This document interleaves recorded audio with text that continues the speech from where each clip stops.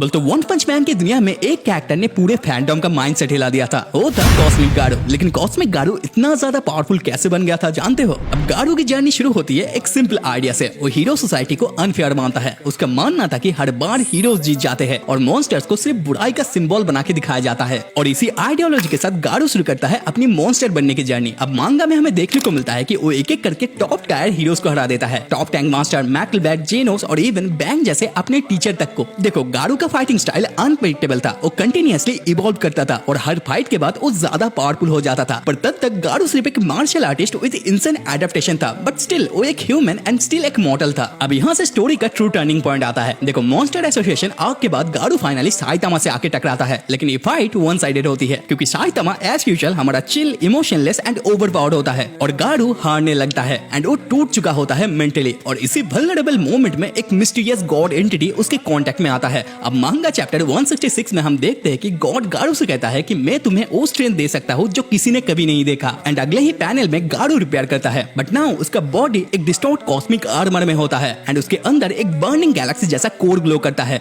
And this is cosmic garu. And अब शुरू होता है वो फाइटिंग जिसके लिए वन पंच मैन का फैंडम पागल हो गया था। अब कॉस्मिक गारू ने इस टाइम पे साइतामा के सीरियस पंच को तक कॉपी कर लिया था and now garu cosmic level blast तक क्रिएट कर सकता है एंड उसके पंचेस से ग्रेविटेशनल डिस्टॉर्शन होने लगता है एंड वो अब एक कॉस्मिक लेवल बिंग बन चुका होता है जो सिर्फ ब्रूट स्ट्रेंथ से नहीं यूनिवर्सल नॉलेज और पार्टिकल लेवल मिमिक्री से लड़ता है। बट हद तो तब हो गया था जब वो लिटरली साइतामा के पंचेस के आउटपुट तक को रिप्लिकेट करता है। अब मांगा के चैप्टर 167 एंड 168 में कॉस्मिक गारू और साइतामा की फाइटिंग अर्थ से इतनी तेज होती है कि वो लोग स्पेस में पहुंच जाते हैं जुपिटर के पास एंड एक मोमेंट में साइतामा गारू को पंच करता है और दोनों जुपिटर्स मून पे लैंड करते हैं एंड वहाँ कॉस्मिक गारू एक ऐसा पंच मारता है कि न्यूक्लियर एक्सप्लोजन जैसा शॉकवेव जनरेट करता है। अब यहाँ साइतामा को सीरियस होना पड़ता है और जब साइतामा सीरियस होता है तो लिटरली यूनिवर्स का बैलेंस हिलने लगता है। लेकिन यहाँ एक और ट्विस्ट होता है। अब साइतामा जब अपने लिमिट के आगे जाता है वो एक ऐसे पॉइंट पर पहुंच जाता है जहां उसका पावर टाइम से भी ज्यादा तेज हो जाता है एंड उसका एक स्नेच प्लेनेट लेवल डिस्ट्रक्शन कर देता है और जब वो पंच मारता है तो टाइम रिवर्स हो जाता है एंड लिटरली पास्ट में जाकर गारू को उस पॉइंट पे डिबेट करता है जब उसने गॉड की पावर को एक्सेप्ट की थी।